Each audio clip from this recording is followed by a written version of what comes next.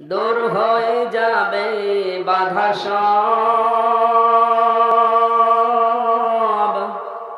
তোমার আমার এক মালিক আছেন আমাদের রব। তোমার আমার এক মালিক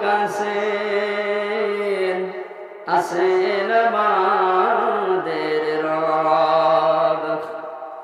রেখো না মনেতে ভয় বান্দা খোদার, দূর হয়ে যাবে বাধা সব।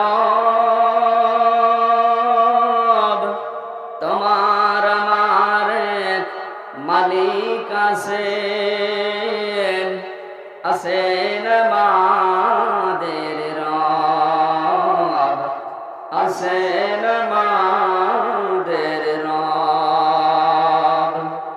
আলহামদুলিল্লাহ।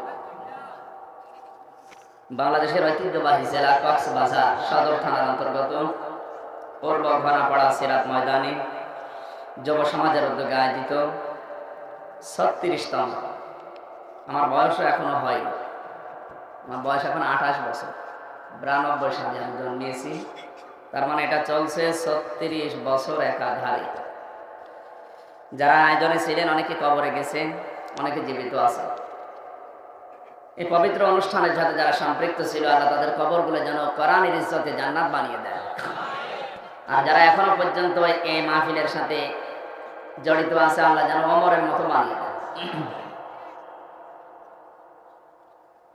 ঐতিহাসিক তাফসীরুল কোরআন মাহফিলের স্বনামধন্য সভাপতি, অত্র এলাকার সর্বজন শ্রদ্ধাভাজন ব্যক্তিত্ব, বিশিষ্ট শিক্ষাবিদ, সারা জীবন জ্ঞানের আলো ছড়িয়েছেন যারা মাওলানা আলী আহমদ হেলালি দামাত বারকাতুহুমুল আলিয়া। মাহফিলের প্রধান অতিথি শাইখুল মাশায়েখ, প্যানেল চেয়ারম্যান কক্সবাজার জেলা পরিষদ। দেখলে মনে হচ্ছে আসলে নেতা এরকমই হবে, চেহারাও সেরকম, কাজ কারবার করলে আল্লাহ রাব্বুল আলামিন তার চেহারার দিকে তাকিয়ে একটা জিনিস বোঝা যাচ্ছে। হযরত ওমরকে আমি দেখিনি, হযরত ওমরের গুণাগুণ যেন আল্লাহ সোহেল জাহান চৌধুরীর ভেতরে দান করেন। দুনিয়ার জীবনের যে ভালো ভালো কাজে আঞ্জাম দিয়েছেন এগুলো যেন মঞ্জুর হয়। শয়তানের ধোঁকায় যে অন্যায়গুলো করেছেন আল্লাহ যেন তা গাফফার নামের খাতিরে মাফ করেন। বিশেষ অতিথি চৌফল দন্দি ইউনিয়ন পরিষদের সম্মানিত চেয়ারম্যান, আমাদের অভিভাবক, শ্রদ্ধাভাজন বড় ভাই জনাব ওয়াজ করিম বাবু দামাত বারকাতুহুমুল আলিয়া। বাবা মা অবশ্যই ইসলামী মাইন্ডের ছিলেন, নাম দেখেছেন ওয়াজ। কিয়ামতের ময়দানে মানুষকে মাফ করার জন্য আল্লাহ যখন কিছুই পাবে না তখন দেখবে ওর নামটা কেন। অনেকের নাম এমন থাকে যে নাম শুনলে রাগ হয়, নাম রেখে দিয়েছে কুকুর, ওর দাদি ডাক দিচ্ছে ওই কুকুর, একটা নাম হল। অবশ্যই তার বাবা মা এই লাইনের মানুষ যারা কোরআন হাদিস অন্তত পড়েছে। ওয়াজ করিম বাবুল, আল্লাহ রাব্বুল আলামিন আমাদের অভিভাবককে যেন হায়াতে তাইয়্যিবা সিহাতে কলিয়া দান করেন। এতক্ষণ যারা আলোচনা রাখলেন, বিশেষ করে মাওলানা হোসাইন আহমেদ মাহফুজ, মাওলানা আলমগীর হোসেন, সুরের জগতে আমাদেরকে মাতিয়ে রেখেছিলেন, যারা এক একটা ইসলামী গান, গজল, নাসিদ, আমার 1-1.5 ঘন্টা আলোচনার সময়। সুর সম্রাট প্রখ্যাত ইসলামী সঙ্গীত শিল্পী বড় ভাই জনাব মশিউর রহমান লিটন, ঢাকা। জনপ্রিয় গীতিকার ও সুরকার জনাব নিয়াজ মাহমুদ। এখানে যারা কথা বললেন বিশেষ অতিথি হিসাবে, আল্লাহ সবার কথাগুলোকে আমল করার তৌফিক দান করেন।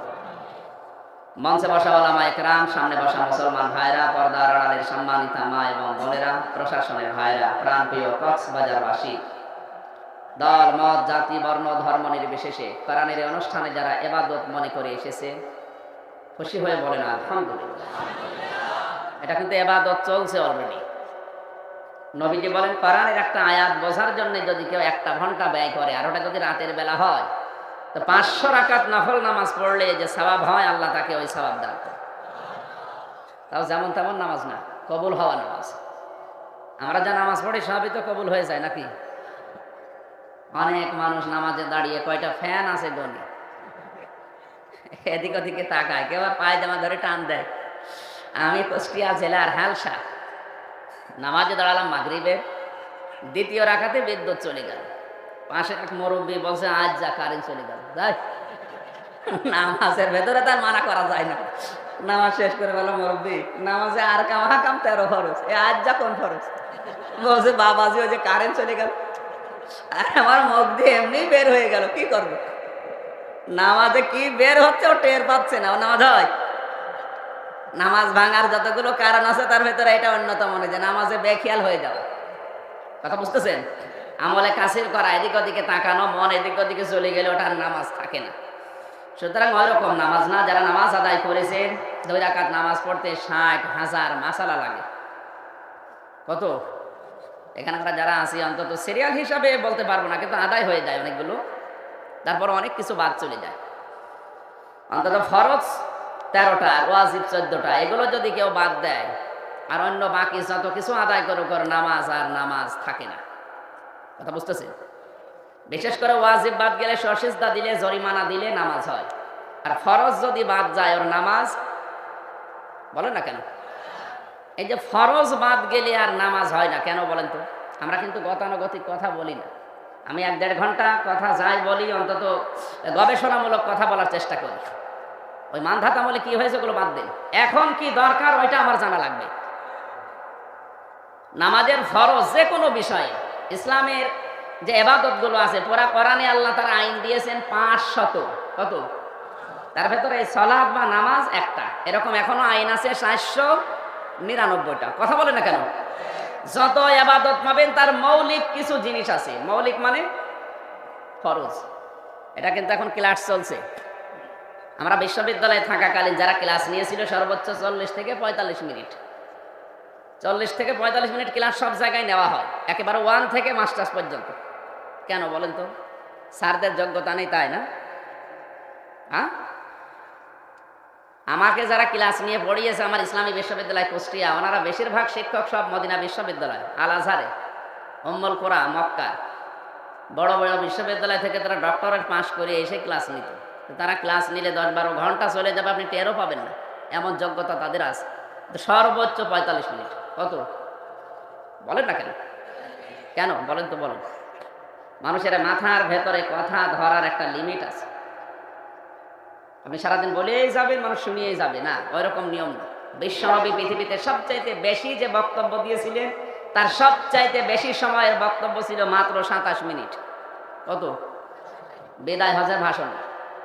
তার এই 27 মিনিটে তিনি এমন কিছু কথা বলেছিলেন, এখন অনেকে এই 27 মিনিটের বক্তব্য নিয়ে ডক্টরেট করছে, পিএইচডি করছে 5 বছর, তাও কোল কিনারা পাচ্ছে না। আপনি বলেন তো যে কি বললেন তিনি 27 মিনিটে, যে 5 বছর লাগে তাও শেষ হয় না। আর আমরা 3 ঘন্টা ওয়াজ করি, তারপরও মানে ওয়াজ সাঁটে না। তার মানে আমাদের কথার ভেতরে কোনো মাল মশলা নেই, বলেই যায় আপনি শুনিয়ে যায়। এরকম আমাদের দরকার নেই। আপনি 5 মিনিট শোনেন, অন্তত যেন মনে রাখতে পারেন। কথা বুঝতেছেন?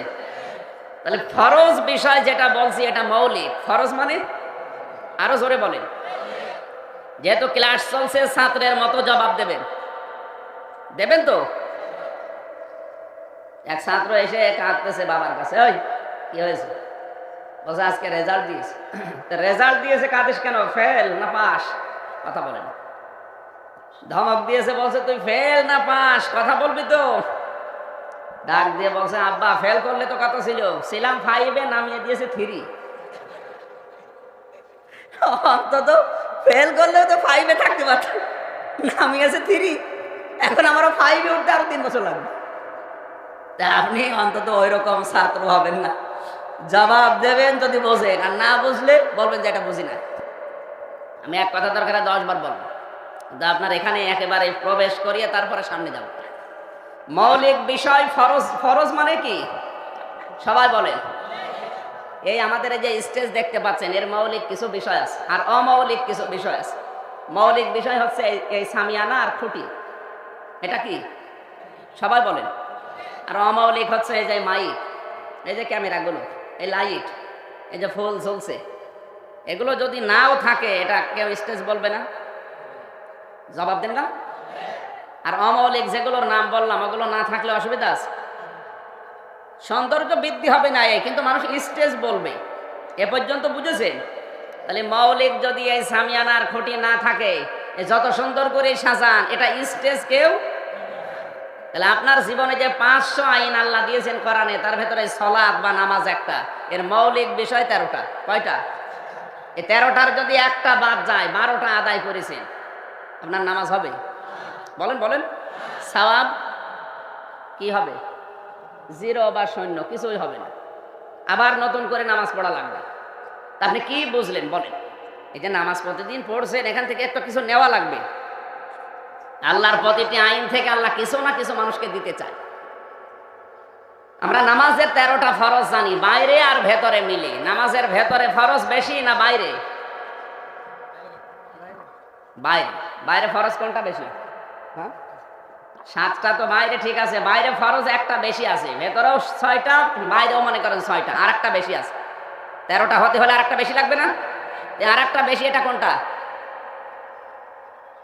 এত মনে হচ্ছে 3 নামিয়ে দেওয়া লাগবে। আর একটা যে বেশি আছে ফরজ, ওটা কোনটা? শরীর পাক। কি পাক? শরীর পাক মানে আমরা মনে করি 3.5 হাত বডি শুধু না, এটা শরীর শুধু না। আল্লাহর নবী জানিয়েছেন তামাম দুনিয়ার মুসলমানের একটা শরীরের মতো। আমেরিকায় যদি কোনো মুসলমান কষ্ট পায়, আপনাকে এই বাংলাদেশে বসে বলা লাগবে, ও কথা বলছে না, কারণ ওটা কি? শরীর। বলেন বলেন। আমার এখানে যদি চিমটি লাগে, পুরা শরীরে খবর হয়ে যাবে না যে চিমটি লেগেছে? আপনার 3.5 হাত বডি শুধু যদি উদ্দেশ্য হয় আল্লাহর, এটা পরিষ্কার করার জন্য সাবান আছে, শ্যাম্পু আছে, সোডা আছে, অনেক কিছু আছে, গোসল করলে হয়ে যায়। কিন্তু এরপরে আরো পবিত্র করার জায়গা আছে, আপনার পরিবার, সমাজ, রাষ্ট্র, এ পৃথিবী, এইটাও পবিত্র করা লাগবে। এখন সমাজ যদি কেউ পরিবর্তন, পরিবার পরিষ্কার করতে চায়, পবিত্র করতে চায়, তাহলে পুরা সমাজ সাবান দিয়ে ধোয়া লাগবে। বলেন বলেন। আপনি এখন এই যে এই ঈদগাহ নাকি যেন এই জায়গার নাম, এখান থেকে সুন্দর করে গোসল করে ওযু করে পবিত্র হয়ে মসজিদে গেলেন, জোহরের নামাজ আদায় করার জন্য যাচ্ছেন। হঠাৎ দেখলেন রাস্তার পাশে একটা যুবতী মেয়ে দাঁড়িয়ে আছে, শাবনূরের মতো। কার মতো? শাবনূর চেনেন? হ্যাঁ, ঠিক আছে, চিনলে আলহামদুলিল্লাহ। এখন এরকম একটা মহিলা দাঁড়িয়ে আছে, ওর মাথায় কোনো কাপড় নেই, বুকে কোনো ওড়না নেই। দেখে আপনি বললেন নাউজুবিল্লাহ, আস্তাগফিরুল্লাহ, চলে গেলেন মসজিদে। নামাজে দাঁড়িয়ে আল্লাহু আকবার বলার পরে আপনি তেলাওয়াত করছেন আলহামদুলিল্লাহি রাব্বিল আলামিন আর রহমানির রহিম। মাঝে মাঝে আপনার মনে হবে আমি কি দেখলাম? কি আপনার মনে হবে? আপনি আন্দাজে হাসলে হবে, মনে হবে? আপনার মাঝে মাঝে চিন্তা আসবে কি দেখলাম। এখন তাহলে শাবনূরকে মেরে ফেলা লাগবে, কি করবেন? ওকে পবিত্র করা লাগবে না? ওকে পবিত্র করতে হলে কি লাগে? পর্দা। বলেন না কেন? বলেন বলেন। এই পর্দা দেবে তো আমির হামজা। কে? সমাজে যারা দায়িত্বে আছে, আমাদের এই সমাজে, এই দেশে এখন দায়িত্বে আছে 1734 জন। কত? এই 1734 জন প্রধানমন্ত্রী, আমাদের জননী শেখ হাসিনা থেকে শুরু করে আপনাদের উপজেলা চেয়ারম্যান যিনি আছেন উনি পর্যন্ত, এই 1734 জন মানুষ যেদিন হযরত ওমরের মতো তৈরি হবে, বাংলাদেশ একটা মিনি জান্নাত হতে 17 ঘন্টাও সময় লাগবে। আপনি 41 সাল 71 সাল টার্গেট দিয়েছেন, তো অনেক পরে, অত সময় লাগার কথা না। খালি এই 1734 জন মানুষ আমরা ওমরের মতো জবাবদিহিতা দেওয়া লাগে, এরকম মানুষ দরকার। আর নামাজের উদ্দেশ্য কিন্তু ওইটাই। তাহলে আমি যেটা এখান থেকে বের করেছি যে ফরজ মানে মৌলিক, এখানে মৌলিক বিষয় হচ্ছে এই সামিয়ানা আর খুঁটি। যদি এই দুইটার একটাও বাদ যায়, এটার কোনো মূল্য আর থাকে না। তাহলে নামাজের ভেতরে মৌলিক বিষয়গুলো দিয়ে আল্লাহ কি বোঝাতে চাইলেন? যে 12টা আদায় হয়েছে, একটা আদায় হয়নি, তোমার নামাজ যত সুন্দর হোক, সওয়াব হবে 0 বা 0। এ পর্যন্ত বুঝেছেন কিনা বলেন? বলেন বলেন। এটা কি একটা ইবাদত? এরকম ইবাদত আছে কত? 500। বলেন না কেন? 500 আছে, আমি একটা বললাম। প্রত্যেকটা ইবাদতের মৌলিক কিছু বিষয় আপনি পাবেন। হজের মৌলিক বিষয় 5টা না 3টা? 3টা বিষয় হজের মৌলিক, ফরজ আর ওয়াজিব 5টা। যাকাত দেওয়া লাগে 8টা জায়গায়। কয় জায়গায়?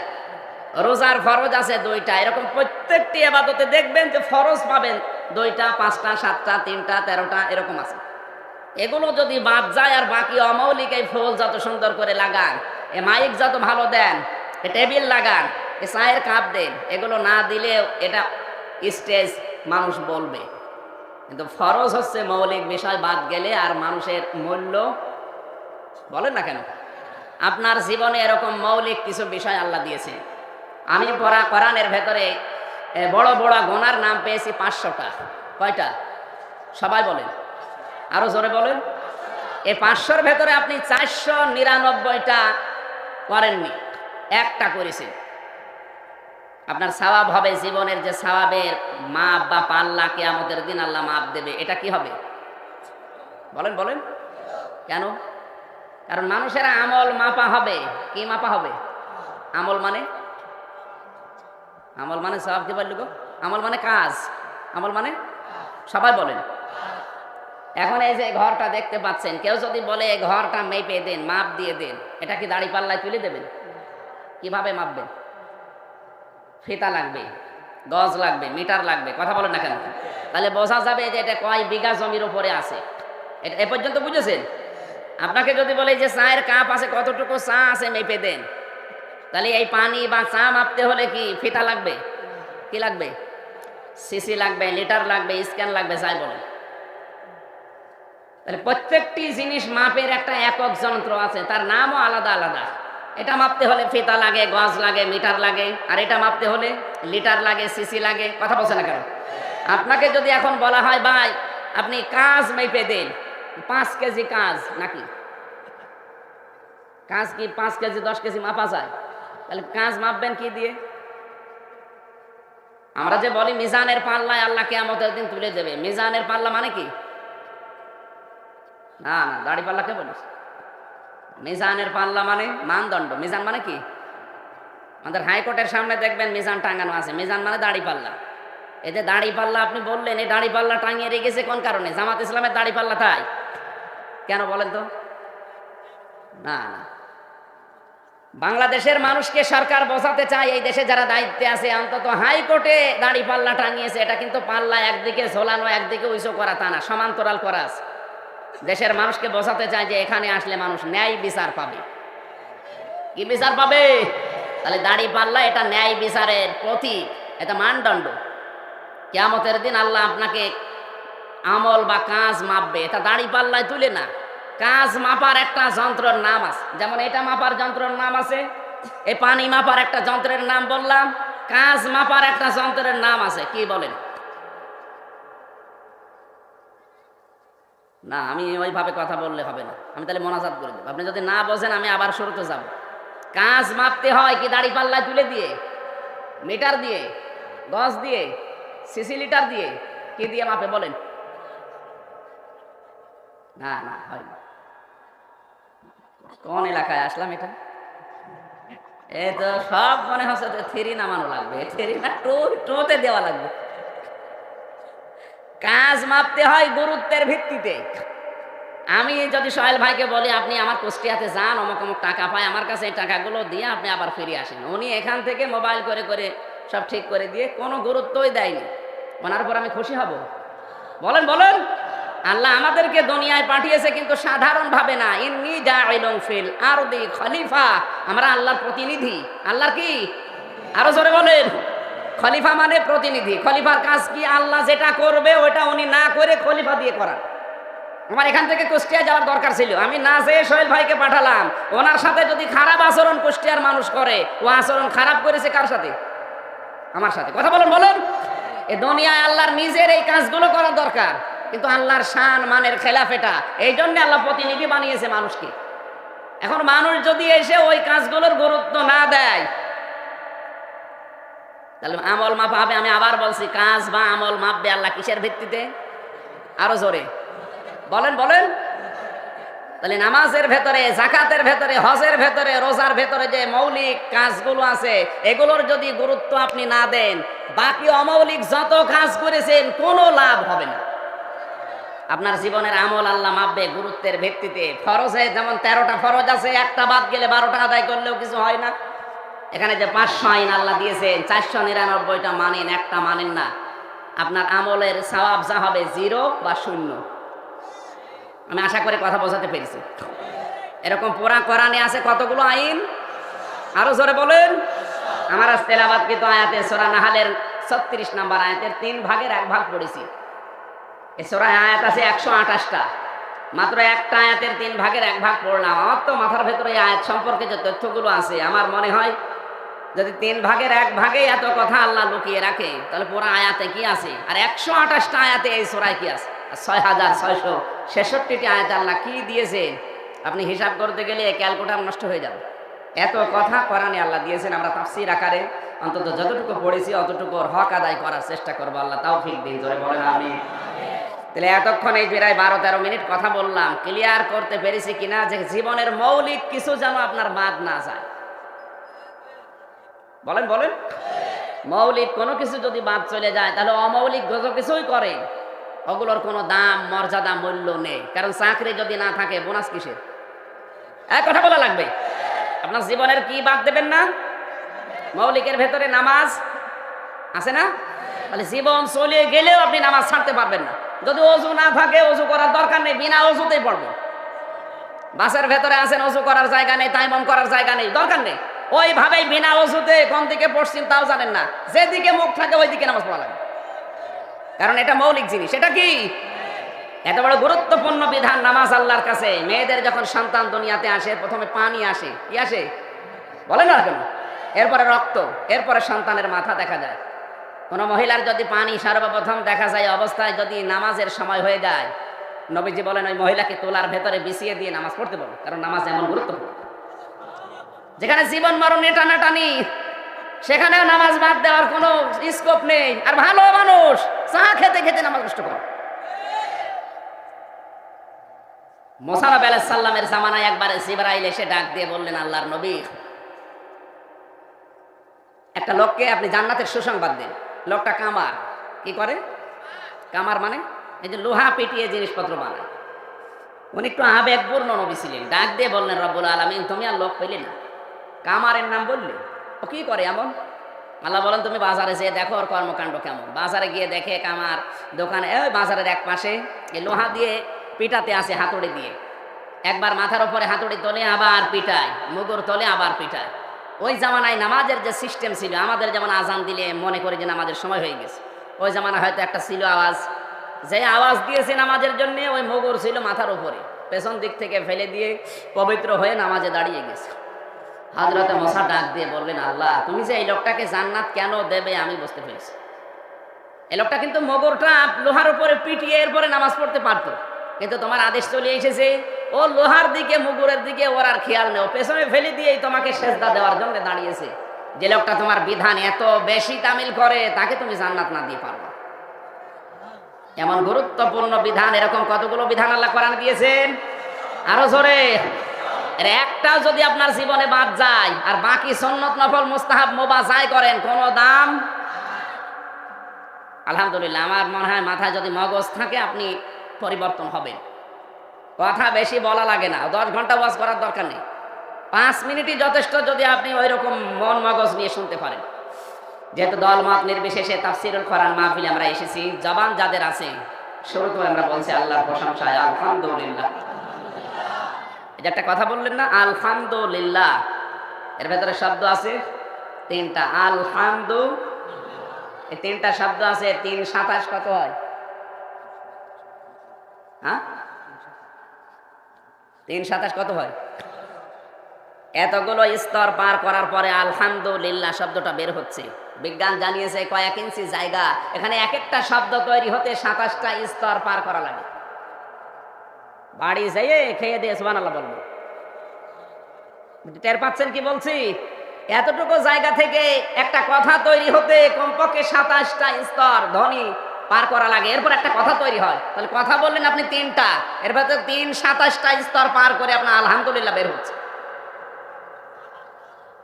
আল্লাহর নবী জানিয়েছেন এই যে স্তরগুলো পার করা লাগে, একটা স্তর যদি আল্লাহর ফেরেশতারা দায়িত্ব পালন না করে, প্রতিটি স্তরে একটা করে ফেরেশতা দায়িত্ব পালন করছে।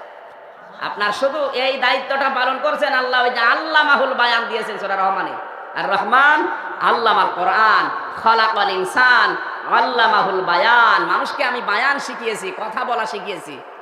এই দায়িত্বটা আল্লাহ নিয়েছে, এই কারণে আপনি কথা বলতে পারেন। আপনার এক একটা কথার পেছনে 27টা ফেরেশতা লাগিয়ে দিয়েছে।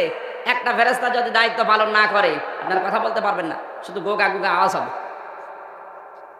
সবচেয়ে আশ্চর্যের বিষয়ে এই কণ্ঠের যে আওয়াজটা প্রতিটি মানুষের 27টা স্তর পার করার পরে বের হয়, কিন্তু যখন কথা বের হয় তখন আওয়াজটা এক একজনের এক এক রকম।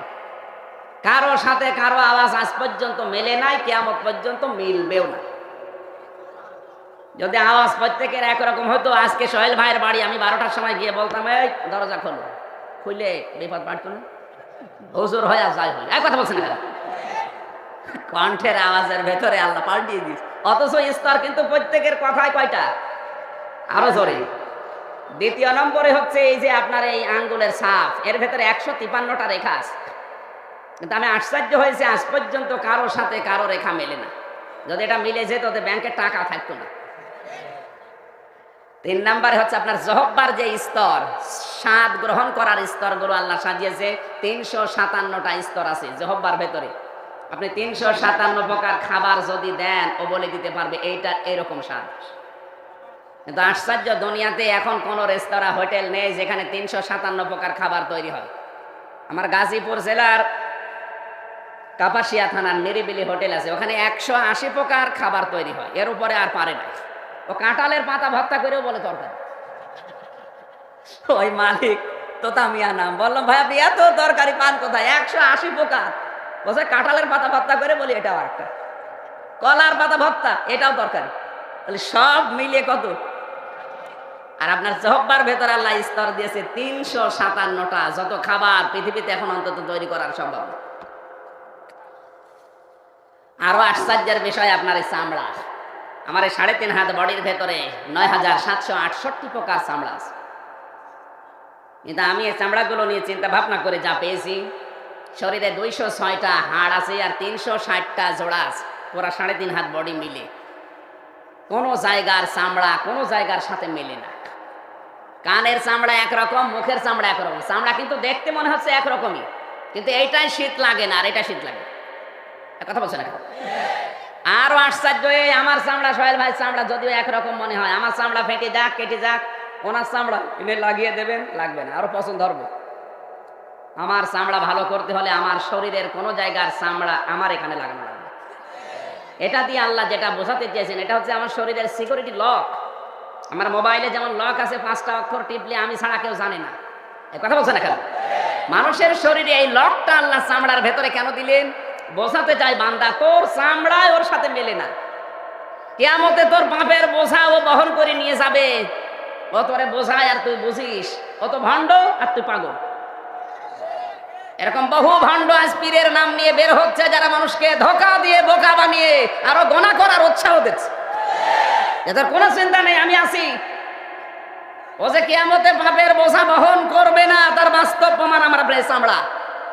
চামড়াই মিলছে না ওর সাথে, ও এত বড় বোঝা নেবে? কে বলেছে আপনাকে?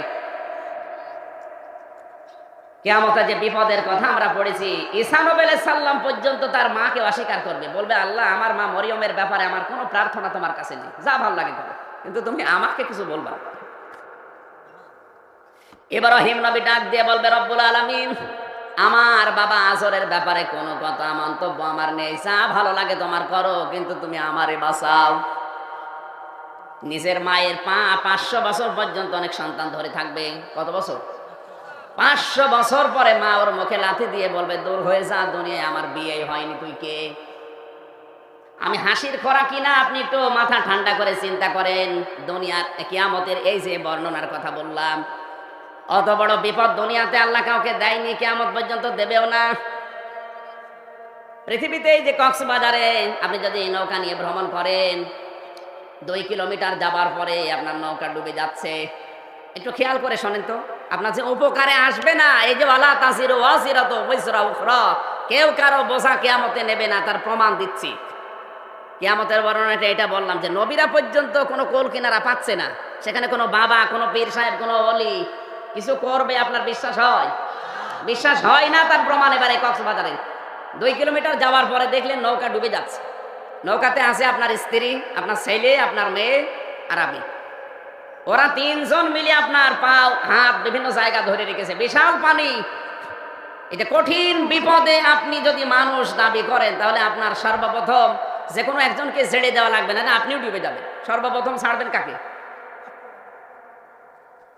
আপনার বউকে ছেড়ে দেওয়া লাগবে, মনে মনে ভাববেন বউ আবার পাওয়া যাবে, অসুবিধা নেই। কি অসুবিধা কি? ও বউ হারিয়ে গেলে মরে গেলে যাক, অন্তত সন্তান দুটো বেশি থাক, এ উদ্দেশ্য করে বউকে আপনি ছেড়ে দিলেন, ও ডুবে চলে গেল। এখনো আছে দুইজন, একজন ছেলে একজন মেয়ে। এবার কাকে ছাড়বেন বলুন তো? মেয়েকে ছাড়া লাগবে, কারণ আপনার সিদ্ধান্ত ওই সময় বুদ্ধি আসবে না, আমার ছেলে থাকলে পরবর্তী প্রজন্ম আমার তৈরি হবে। কথা বললেন এখন? এই হিসাব করে আপনি মেয়েটাকে হাত ছেড়ে দেবেন, যা। এরপর চিন্তা করবেন আমার তো বাঁচা লাগবে, আমি আর কতক্ষণ ধরে রাখবো। এবার ছেলেকেও রাখবেন না, শেষ পর্যন্ত যদি হয় যে ছেলেকে অন্তত পায়ের নিচে দিয়ে হলেও একটু দাঁড়িয়ে থাকার চেষ্টা চালাবেন। এটা কি বাস্তব না বানাচ্ছি? এরকম হতে পারে আপনি একটু কক্সবাজারে 2 কিলোমিটার নদীর ভেতরে যে ডুবে যান, দেখেন। দুনিয়ার এই বিপদে যদি এই মনে করে স্ত্রী মেয়ে ছেলে সব ছেড়ে দিতে পারেন, কিয়ামতে যেখানে নবী পর্যন্ত তার মায়ের পরিচয় দেয় না, বাবা পর্যন্ত সন্তানের পরিচয় দিচ্ছে না, যেখানে নিজের মা পর্যন্ত বলে আমার বিয়ে হয়নি, আর কেউ যে পরিচয় দেবে না, রক্তের সম্পর্ক যা আছে সব যে কাট হয়ে যাবে, কোরআন 1500 বছর আগে আমাদের জানিয়েছে। সূরা মুমিনুন 18 নম্বর পারা 7 নম্বর পৃষ্ঠা 13 নম্বর লাইনের 101 নম্বর আয়াতে আছে, ফাইদা নুফিখা ফিস সূরি ফালা আনসাবা বাইনাহুম ইয়াওমাইযিন ওয়ালা ইয়াতাসাআলুন। আল্লাহ পাক বলেন যেদিন ফৎকার দেওয়া হবে সিংহায় কিয়ামতের ওই কঠিন ময়দানে, ফালা আনসাবা বাইনাহুম, নাসাবের বহুবচন আনসাব, যত রকমের রক্তের সম্পর্ক দুনিয়ায় আছে সব মরণের পরে কাট হয়ে যাবে, কারো সম্পর্ক থাকবে না। আপনার বউর সাথে আপনার সম্পর্ক আছে ওই পর্যন্ত, যতক্ষণ চোখ বন্ধ না হয়। চোখ বন্ধ হলে বউ শেষ। কথা বলেন না কেন? এটা যে শেষ হবে সূরা আবাসায় আল্লাহ ব্যাখ্যা দিচ্ছেন, ইয়াউমা ইয়াফিরুল মারউ মিন আখিহি ওয়া উম্মিহি ওয়া আবিহি ওয়া সাহিবাতিহি ওয়া বানিহি লিকুল্লি মরিন মিনহুম ইয়াউমাইযিন শাআনুন ইউগনি। সেদিন ভাই আগে পালাবে, মা পালাবে, বাবা পালাবে, স্ত্রী পালাবে, সন্তান, বন্ধু বান্ধব, নেতা খেতা যা আছে সব। কেন? কারণ প্রতিটি মানুষ থাকবে তার নিজের চিন্তায়। কার? এমনকি কারো সম্পর্কে কেউ জিজ্ঞাসাও করবে না। আজ কক্সবাজার এই রামু এলাকায় আসলে হয়তো গত সামনে বছর যদি আসি, জিজ্ঞাসা করবো যে সেই নেতা কেমন আছে সোহেল ভাই। কিয়ামতে আল্লাহ বলেন এমন দৃশ্য তৈরি করবো, ইয়াউমাইযিন ওয়ালা ইয়াতাসালুন, সোহেল বলে একটা লোক যে ছিল ওর কথা মনেও আসবে না। এই কঠিন অবস্থাতে কারো দিকে ভরসা করে আপনি বসে আছেন। এই জন্যই তো বারবার বলছি বাদ দেন। যেখানে মা বলে আমার বিয়ে হয়নি, বাবা যদি বলে তুই কে, সেখানে অনেক পীর সাহেব বলবে আল্লাহ আমি পীর ছিলাম না। কি বলবে? মা যদি বলে আমার বিয়ে হয়নি, ঈসা নবী যদি বলে আমার মায়ের ব্যাপারে কোনো কথা নেই, সেখানে সত্যি কথা বলছি কোরআন সামনে আমার, অনেক পীর বলবে আল্লাহ আমি পীর ছিলাম না। কারণ যদি বলে আমি পীর ছিলাম তাহলে ধরা খাবে। কথা বলেন। আর আমরা ফুটিয়েছি যে 40 জন নিয়ে যাবে, কেউ বলছে জাহাজ ভরে নিয়ে যাবে, সব মিথ্যা কথা। এটা যে নেবে না তার প্রমাণ হিসাবে কিন্তু আমি চামড়া নিয়ে এসেছিলাম, এটা সিকিউরিটি লক, এইটাই মিলছে না। আর কিসের পাপের পোষা নেবে আপনার? আর একটা আশ্চর্য বিষয় আপনার শরীরের ভেতরে আছে, সেটা আপনার এই চোখ। এই চোখের ভেতরে আছে আল্লাহ 6টা জিনিস দিয়েছেন, মনি, cornea, lens, equal, deep equal. এখান থেকে 1,70,000 রগ আপনার মাথার ভেতরে চারিদিকে সেট করে দিয়েছেন। আপনি শুধু চামড়া ফেলে দেন, দেখবেন দেখতে পাবেন 1,70,000 এই চিকন চিকন সূক্ষ্ম সূক্ষ্ম রগগুলো মাথার 7টা জিনিস আল্লাহ ভরেছেন। সামনে আছে ফ্রন্টাল লব, এর উপরে আছে মোটর কর্টেক্স, এর উপরে আছে সেন্সরি কর্টেক্স, এর একটু পেছনে আছে অক্সিপিটাল লব, আর চারিদিকে আছে প্যারাইটাল লব, আর পেছনে আছে টেম্পোরাল লব। আর বাক শক্তি দিয়ে আল্লাহ 7টা বিষয়ে এই 1,70,000 রগগুলো সব সেট করে রেখে দিয়েছেন। কম্পিউটারের ভেতরে আপনি মাথা সম্পর্কে তথ্য চাইলে এই আমার এখানে আছে। কোনটার কালার কোন রকম, কোনটা অকেজ হয়ে গেলে প্যারালাইজড হয়, কোনটা অকেজ হয়ে গেলে কথা মনে থাকে না, সবগুলো আমার আল্লাহ আপনার মাথার ভেতরে তারের সাহায্যে কন্ট্রোল করছে। বিজ্ঞান জানিয়েছে যদি একটা তার আল্লাহ একটু ঢিলা করে দেয়, একটা তার যদি অকেজ হয়ে যায় তাহলে আপনি পাগল হয়ে যাবেন। মানুষকে টাইট করার জন্য আল্লাহর কি কামান লাগবে? বলেন বলেন, কিচ্ছু লাগবে না। শুধু একটা তার ঢিল করে দেবে। এসব পাগল মানুষ, ভালো মানুষ পাগলামি করে, দেখেন না করে কেন? ওদের ওই তার একটু ঢিলা আছে অথবা অকেজো হয়ে গেছে। এই 7টা জিনিসের রং আবার 7 রকম, কোনটা সবুজ একেবারে, কোনটা কালো, কোনটা সাদা, কোনটা লাল। বিজ্ঞানের তথ্যগুলো, এই থিওরিগুলো যখন কোরআন এবং হাদিসের সাথে বাস্তবে কম্পিউটার নিয়ে যখন মেলায়, আমার মনে হয় কোনো মানুষ তো নাস্তিক হওয়া সম্ভব না। ও যদি সত্যিই কোরআন হাদিস এইভাবে পড়ে, ও সেজদা দিতে বাধ্য হবে। আমি যে কথা নিয়ে শুরু করেছিলাম আপনার মনে আছে কিনা আমি জানি না, আমি কিন্তু মূল বিষয়ে ছিলাম এই, আপনার জীবনের মৌলিক কোনো কিছু বাদ দিয়ে কারো উপরে ভরসা করে কোনো লাভ নেই। তার ভেতরে নামাজ একটা, যাকাত একটা, রোজা একটা, এরকম 500। আমরা আজকে আলোচনার ভেতরে 9টা বিষয় বলবো। এরকম 500-র ভেতরে কয়টা বলেন বলেন বলেন? খুব ভালো করে ঠান্ডা মাথায় এই 9টা বিষয় আজকে নিয়ে যাবে। আমরা 1-1.5 ঘন্টার ভেতরে যেহেতু বলতে শেষ করতে চেয়েছিলাম, আমরা শেষ করবো ইনশাআল্লাহ। আল্লাহ যেন আমাদেরকে সামারাইজ করে কথাগুলো শোনার তৌফিক এবং আমল করার সুযোগ দান করেন। জোরে বলেন আমিন। দরুদ আর সালাম পাঠের মাধ্যমে আজকের তেলাওয়াত কিন্তু আয়াতে প্রবেশ করছি। তাফসীর আকারে কথা বলবো, থাকবেন তো? জবান খুলে শয়তানের ওয়াসওয়াসা থেকে আল্লাহর কাছে পানা চান। আউযু বিল্লাহি মিনাশ শাইতানির রাজিম। বিসমিল্লাহির রহমানির রহিম।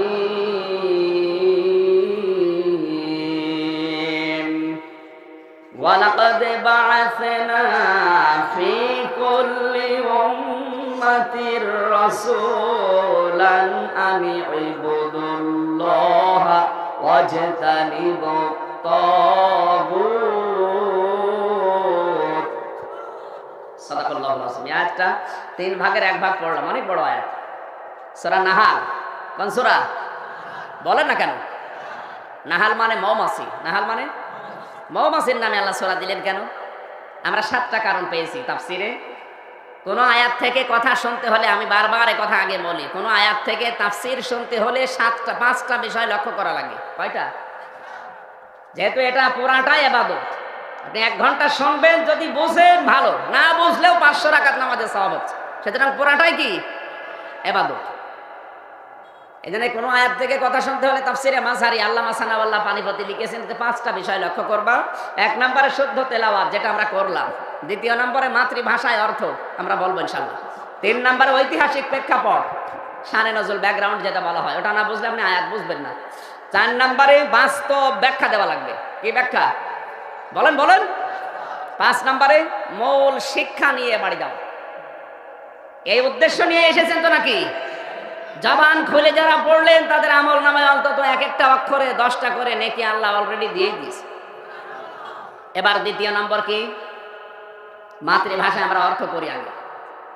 আল্লাহ পাক বলেন ওয়ালাকাদ বা'আসনা ফি কুল্লি উম্মাতির রাসূলা, অবশ্যই আমি প্রতিটি উম্মতের জন্য, জাতির জন্য পাঠিয়েছি রাসূল। নবী রাসূল যাদের কাছে গেছে তারা বলেছে আনি আবুদুল্লাহ, আল্লাহর ইবাদত করো, ওয়াজতানিবুত তাগুত, আর তাগুত ছেড়ে দাও। এ পর্যন্ত ছিল। নামকরণের ভেতরে পেয়েছি নাহাল। নাহাল মানে মৌমাছি। এর 78 নম্বর আয়াতে, 68 নম্বর আয়াতে আল্লাহ রাব্বুল আলামিন এই নাহাল শব্দটা দিয়েছেন। ওয়াওহা রাব্বুকা ইলান নাহলি আনিত্তাখিযি মিনাল জিবালি বুয়ুতা ওয়া মিনাশ শাজারি ওয়া মিম্মা ইয়ারিশুন। আল্লাহ বলেন, হে নবী, মৌমাছির উপরে আল্লাহ ওহী করলেন যে 3টা জায়গায় তোমরা বাসা বাঁধবে। পাহাড়ে, 2 নম্বরে মানুষের ঘরে, চালে, ছাদে, 3 নম্বরে গাছের ডালে। আপনি দেখবেন এই 3টা জায়গা বাদ দিয়ে মৌমাছিরা কোনো জায়গায় বাসা বাঁধে না। ওদেরকে আল্লাহ আদেশ দিয়েছে কয়দিন? 1 দিন। কয়বার? বলেন বলেন। 1 বার আদেশ দিয়েছে মাত্র। সেটা থেকে শুরু করে এখন পর্যন্ত ওই নিয়মে তারা আছে, কিয়ামত পর্যন্ত একই নিয়মে থাকবে। আর আল্লাহ আমাদেরকে আদেশ দিয়েছে কয়টা? 500। বলেন বলেন। আমাদের জীবনে 1 বার 2 বার না, কোরআনে আল্লাহ 500 আইন দিয়েছেন, আদেশ দিয়েছেন। দুঃখজনক হলেও সত্য, বাংলাদেশে এখন কোরআনের 500 আইনের একটাও চলে না। যে 2-1টা আছে আংশিক, ইচ্ছা হয় মানে, ইচ্ছা হয় মানে না। আল্লাহর বিধান কি ওই রকম নাকি? আল্লাহর বিধান হচ্ছে ডু ইট, এটা কর, কারণ আমি তোর মালিক, তুই আমার গোলাম। কিন্তু আল্লাহর আদেশকে আজ আমরা অনুরোধ বানিয়ে ফেলেছি। কি বানিয়েছি? আল্লাহর আদেশ কি অনুরোধ? কথা বলেন। আল্লাহর আদেশ ডু ইট, এটা কর, এরকম। আমরা অনুরোধ বানিয়ে ফেলেছি। মৌমাছিকে মাত্র একবার আদেশ দিয়েছে, কিয়ামত পর্যন্ত মেনে হিসাবে কোন রদ বদল গড়নি দেখতে পাবেন না। কত আদেশ আল্লাহ আমাদের উপরে দিলেন, আদেশ তো মানা দূরের কথা, আর অনেকে আছে তার বান্দা বিরোধিতা করে। মৌমাছির নামে সূরা নাযিল করার পেছনে আমি কারণ 7টা পেয়েছিলাম, তার অন্যতম এই মধু, আল্লাহর এত বড় নিয়ামত যেটা মৌমাছির পেট থেকে বের হয়, পৃথিবীর মানুষকে সুস্থ করার জন্য যেটা কার্যকারী ভূমিকা পালন করে, তার নাম ঔষধ। নাম কি বলেন না কেন? এই ঔষধের গুণগত মান ঠিক রাখার জন্য পৃথিবীর মানুষ 2টা জিনিস ব্যবহার করে, একটা মদ আর একটা মধু। বিজ্ঞান জানিয়েছে মদের চাইতে মধুর উপকারিতা ঔষধের গুণগত মান ঠিক রাখার জন্য সবচাইতে বেশি ভূমিকা পালন করে।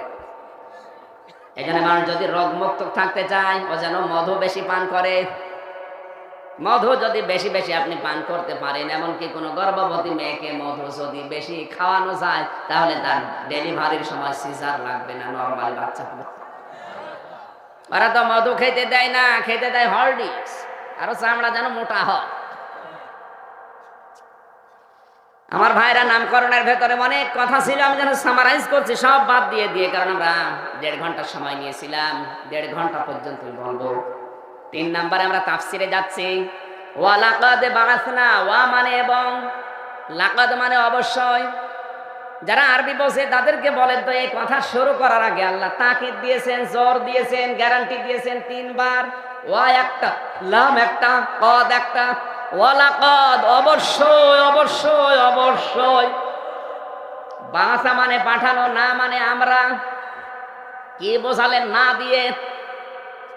যারা কোরআন বুঝতে চান একটু খেয়াল করেন। বাস না না দিয়ে বাস্তু বললে অর্থ হয়ে যেত, বাস্তু মানে আমি পাঠিয়েছি, আর বাস না মানে আমরা পাঠিয়েছি।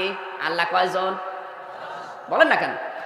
লাউ কানা ফীহিমা আলিহাতুন ইল্লাল্লাহু লাফাসাদাতা ফাসুবহানাল্লাহি রাব্বিল আরশি আম্মা ইয়াসিফুন।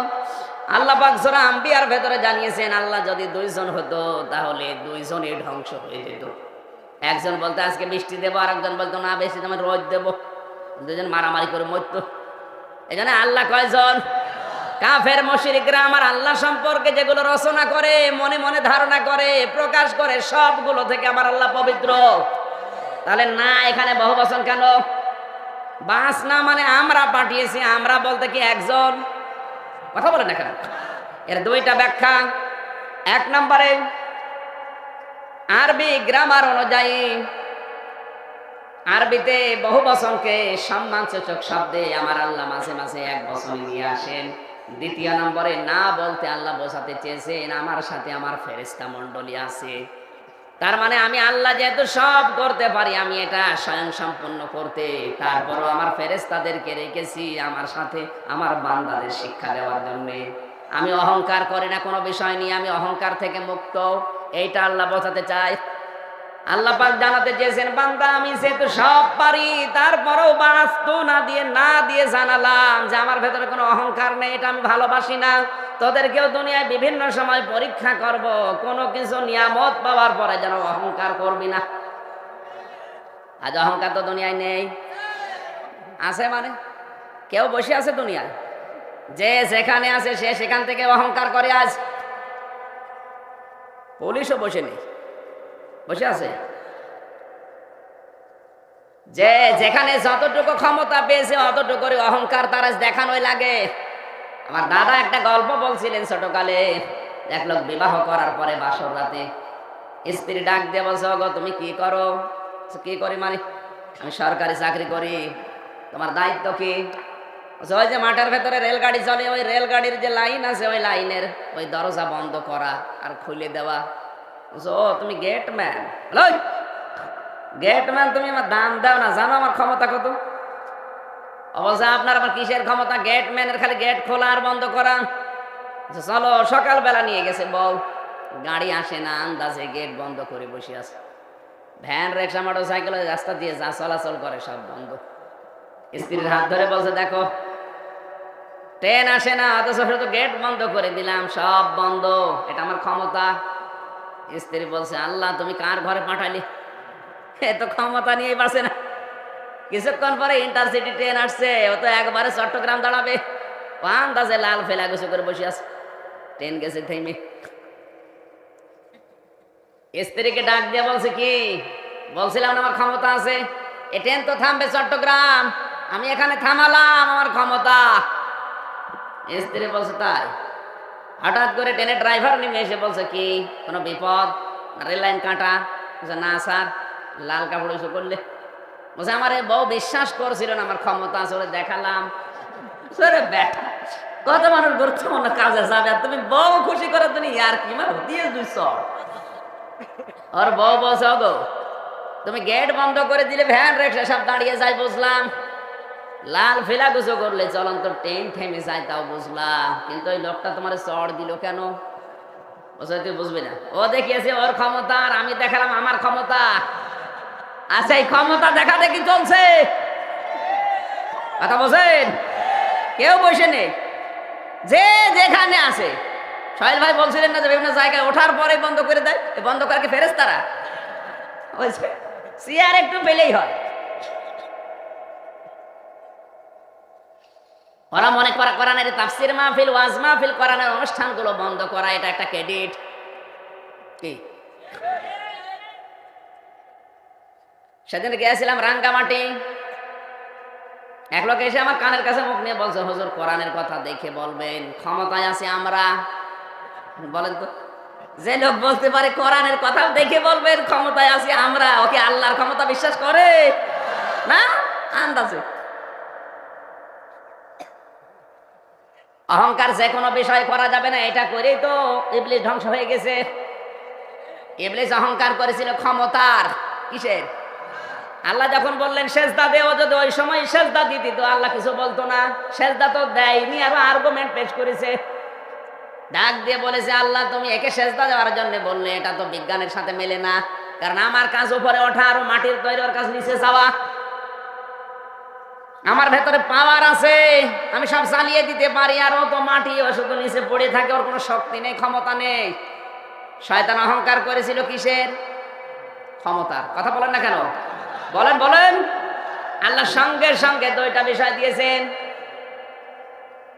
আলা ফাখরুজ মিনহা ফাইন্নাকা রাজিম, দূর হয়ে যা, তোকে আমি শুধু বের করে দেব না, আজকে থেকে তোর নামের শেষে আমি রাসিম লাগিয়ে দিলাম, কিয়ামত পর্যন্ত তোকে দুইটা জিনিস থেকে বঞ্চিত করলাম, কোনোদিন তোকে আমি ক্ষমা করব না, কোনোদিন তোকে আমার এই বানানো জান্নাত দেব না। তাহলে শয়তান অহংকার করেছিল কিসের? বলেন বলেন। ক্ষমতার অহংকার করে দুইটা জিনিস হারিয়েছে, একটা আরো জোরে বলেন।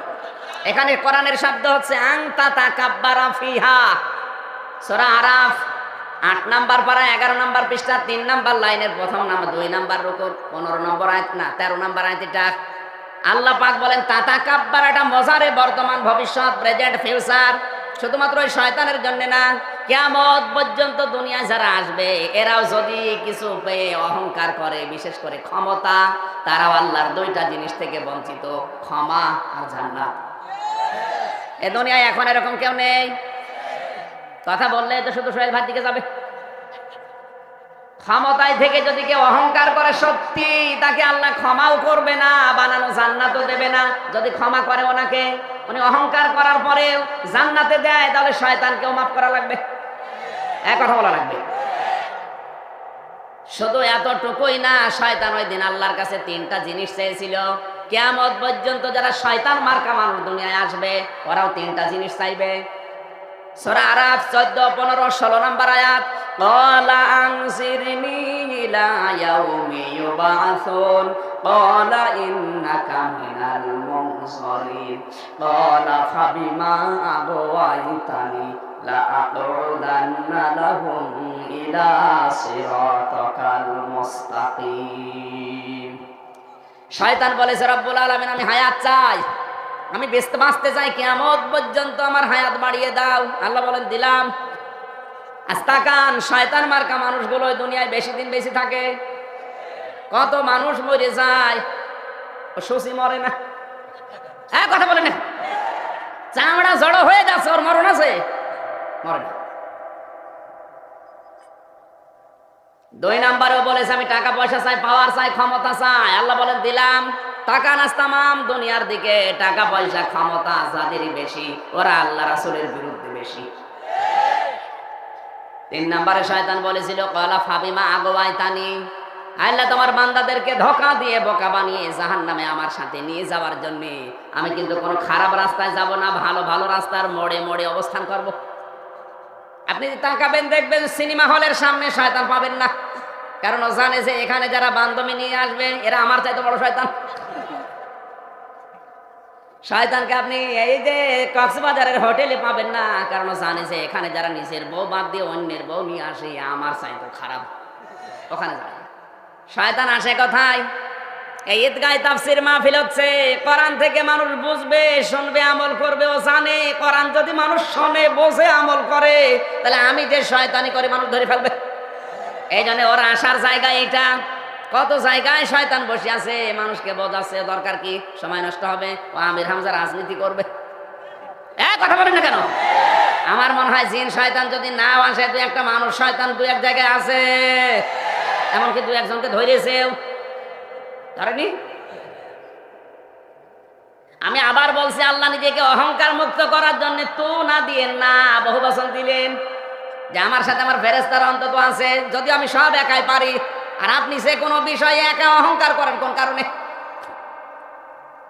তিনবার তাকিদ দেওয়ার পরে আল্লাহ জানিয়েছেন অবশ্যই অবশ্যই অবশ্যই আমরা পাঠিয়েছি ফি কুল্লি উম্মাতিন, প্রতিটি জাতির জন্য রাসূলা, রাসূল পাঠিয়েছি।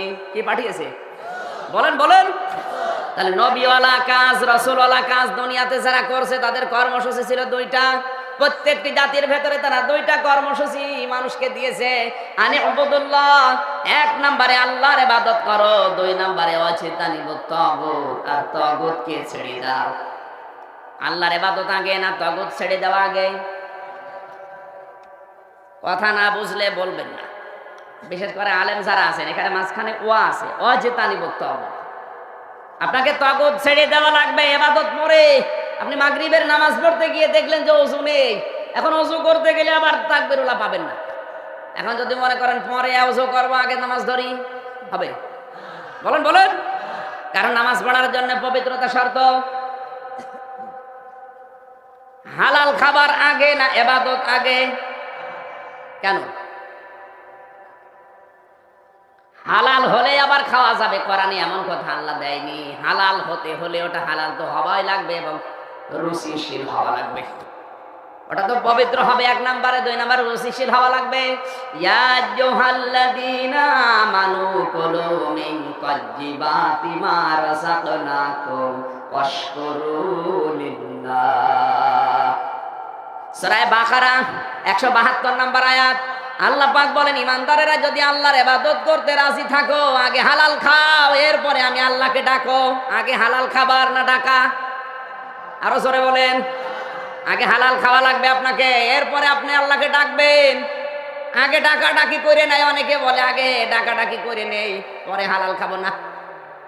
এই জন্য অনেকেই দুনিয়াতে আমরা দেখি উল্টা পাল্টা কাজ কারবার করে সম্পদের পাহাড় জমায়, ও বলে আমি শেষ বয়সে হজ করে ভালো হয়ে যাব। তোর ওই হালাল খাবারের হজ কবুল হওয়ার সম্ভাবনা আছে? বলেন বলেন। কুলু মিন তাইয়্যিবাতি মা রাযাকনাকুম, এর আগে দুই আয়াত আগে একটা আয়াত আল্লাহ দিয়েছেন সূরা বাকারায়, হালালান তাইয়্যিবা। তোমরা হালাল খাবার খাও, শুধু তা না, ওটা পবিত্র এবং রুচিশীল হওয়া লাগবে। দুনিয়াতে এমন অনেক হালাল খাবার আছে যেটা রুচিশীল না, এই জন্যে মানুষ খায় না। এই যে নাক দিয়ে যেটা আসে এটা কিন্তু হালাল। এটা কি হালাল না? আপনি কি ঘুমাচ্ছেন? জানেন এটা, জানেন নাক দিয়ে যেটা আসে এটা কি হালাল না? বলছেন না হালাল না, মানে নামাজ চাইতে বেশি বলছেন। নাক দিয়ে এমন মুখ দিয়ে যে থোথো লালা যেটা আছে এটা কিন্তু হালাল। কেউ যদি বলে ভাই ফ্রিজে করে মাখন মনে করে খান, খাবেন না কেন? বলেন তো, কারণ ওটা রুচিশীল না। ওটা কি বলেন না কেন? এখানে আল্লাহ ওয়াজতানিবুত তাগুত কেন দিয়েছেন এটা আপনাকে আগে বের করা লাগবে। ইবাদত আগে না, আগে তাগুত ছাড়ো। এবাদত তুমি যতটুকুই করো অসুবিধা নেই, কিন্তু আগে তগুত তোমাকে ছাড়া লাগবে। এখন তগুত কি এইটাই যদি আপনি না ছাড়েন তো এবাদত করবেন কি দিয়ে? কথা বলছেন এখানে। তগুতের অর্থ চারটা, মনে আছে তো? কিছু বুঝতেছেন নাকি আবার নামিয়ে দেওয়া লাগবে? শিখছে যেন ওঠা যায় অন্তত, নাকি? এবাদত যদি কেউ করতে চায় আগে তগুত তাকে ছাড়া লাগবে, আর তগুত ছাড়তে হলে তাকে চেনা লাগবে। আরো জোরে বলেন। তগুতের অর্থ চারটা, বলেন। এরা মনে হয় রাত বেশি হওয়ার কারণে ঘুমাচ্ছে। জবাব দেওয়া লাগবে তো আপনাকে। তো ভারতের মতো হয়ে গেল। আমি কলকাতায় যাই, মাঝে মাঝে মনে হয় যে জিন্দা কিছু অলি বসে আছে, মুখই খোলে না, জিন্দা কবরস্থানে বসে আছে। তা আপনি তো জবাব দেবেন যে আপনি বোঝেন কিনা। আমি যদি বারবার বলি যে আপনি বোঝেন না, তো বলে কি করবেন? তগুত কয়টা? আরো জোরে। এটা যদি আপনি না চিহ্নিত করতে পারেন তো ছাড়বেন কি করে? আর ওটা যদি না ছাড়েন তাহলে আপনার ঈমান হবে না। ওরা কোরআনে আপনি যেখানে দেখবেন আগে তগুত ছাড়ো এরপর ঈমান আনো। সূরা বাকারা 3 নাম্বার পারা, প্রথম নাম্বার পৃষ্ঠা 13 নাম্বার লাইনে 256-57 নাম্বার আয়াতে আছে, ফামাইয়াকফুর বিত্তাগুতি ওয়া ইউমিন বিল্লাহ ফাকাদ ইসতামসাকা বিল উরওয়াতিল ওয়াসকা লা ইনফিসামা লাহা ওয়াল্লাহু সামিউন আলীম। আল্লাহ রাব্বুল আলামিন বলেন, ওহে নবী আপনি বলেন যারা ঈমান আনতে চায় তারা যেন তাগুত ছেড়ে দেয়। কেউ যদি আল্লাহর প্রতি ঈমান আনতে চায় তাকে কি ছাড়া লাগবে? আরো জোরে। তাগুতের 1 নাম্বার অর্থ হচ্ছে নিজে আল্লাহর বিধান মানে না, অন্য কেউ মানবে, মানতেও দেয় না। এদেশে তো নেই, হ্যাঁ?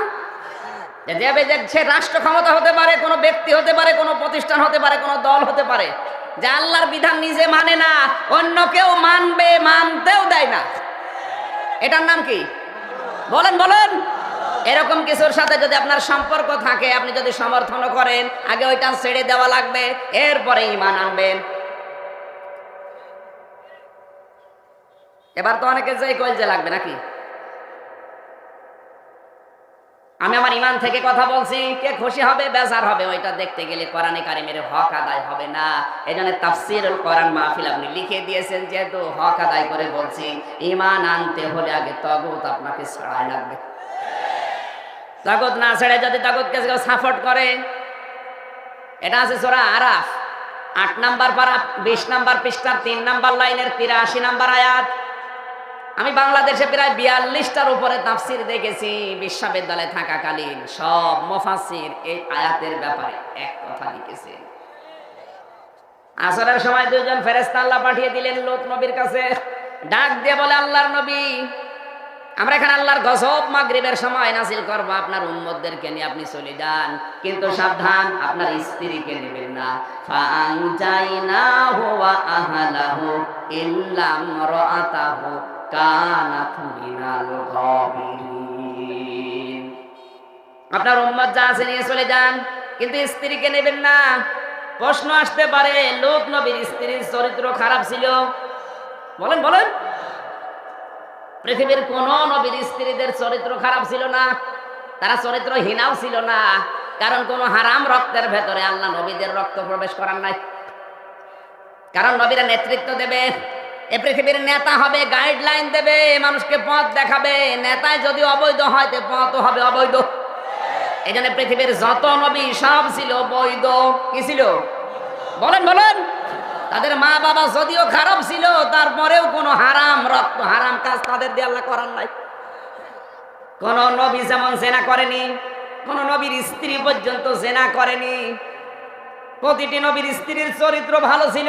লূত নবীর স্ত্রীর চরিত্র ভালো ছিল, সে চরিত্রহীনা ছিল না। কিন্তু গজব নাযিল হওয়ার পরে আল্লাহ তাকে ধ্বংস করে জাহান্নামে পাঠিয়ে দিলেন। একটাই মাত্র কারণ। 42টা তাফসীরের সামারাইজ বলছি। আমি নিজে ভার্সিটিতে থাকাকালীন কেন্দ্রীয় লাইব্রেরিতে 42টা একটা একটা করে মিলিয়ে এটা পেয়েছি। লূত নবীর স্ত্রীকে আল্লাহ ধ্বংস করে জাহান্নামে দেওয়ার কারণ একটাই, তার চরিত্র ভালো ছিল, সে চরিত্রহীনা ছিল না। কিন্তু সে তলে তলে চরিত্রহীনদেরকে সাপোর্ট করত। ওই জামানায় পুরুষে পুরুষে জেনা করতো, এই মহিলা তলে তলে সাপোর্ট করতো, আর সাহায্য করত। নিজের চরিত্র ভালো ছিল কিন্তু নিজে কাজ না করলেও সাপোর্ট করত। একজন নবীর স্ত্রী তাও সাধারণ নবী না, জলিলুল কদর নবী হযরত লূত, তার স্ত্রী হওয়ার পরও তার নিজের স্ত্রীর চরিত্র ভালো, চরিত্রহীনা না। শুধু চরিত্রহীনদেরকে সাপোর্ট করার কারণে যদি আল্লাহ তার ধ্বংস করে আপনাকে। অনেকে মনে করছে আমি নামাজ পড়ি, রোজা করি, আমার বউ পর্দা থাকে, আমার ব্যবসা হালাল, আল্লাহ আমার জাহান্নামে দেবে। মানে কি দেখে দেবে? কি দেখে দেবে টের পাচ্ছেন না? পাচ্ছেন? আপনি ভালো, আমিও জানি আপনার ব্যবসা হালাল, আপনার বউ পর্দা থাকে, আপনি এমন মানুষকে সাপোর্ট করেন যার চরিত্র শয়তানের চাইতে খারাপ। এই বাংলাদেশের কথা না, ওই মায়ানমারে। এগুলো হয়তো এলাকায় কেউ টের পায় না, তাই এগুলো সব কুষ্টিয়ায় আছে। এমন নেতা মুখ খুঁজে পাওয়া যাচ্ছে না, শুধু গোপ, দাড়ি তো নেই। একদিন এক চাষাকে কুষ্টিয়ার বড় বাজারে বলছে, চাষা মজগুলো তো কয়েকদিন আগে দেখলাম কাঁচা, পাকলো কবে? বলছে ভাতিজা মজ পাকা না, দুধ খেতে যে সর নিয়ে গেছে। মজ দেখেছেন কি মজের বউ? মজ আবার পাকিয়ে রাখে জেনারেল ওসমানের মতো।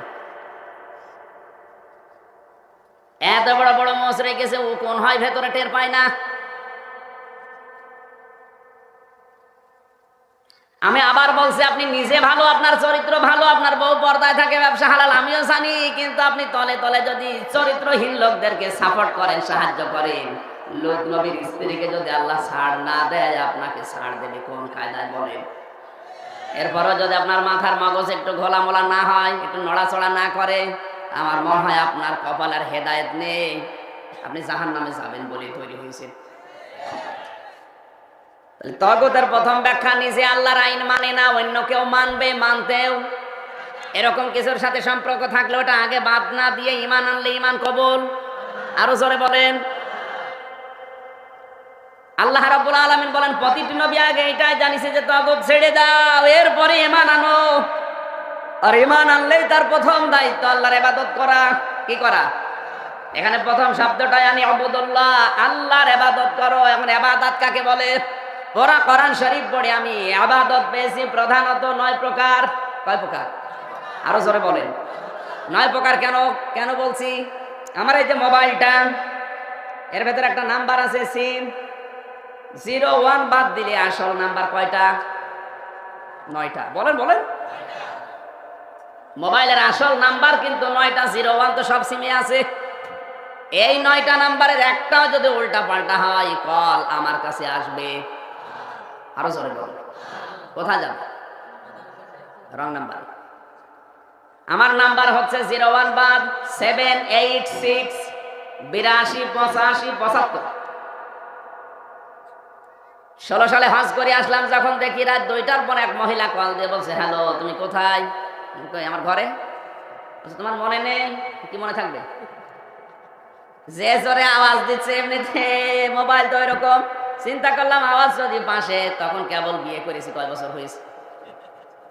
ও যদি শোনে তাহলে আমার সকালে খাবার বন্ধ করে দেবে।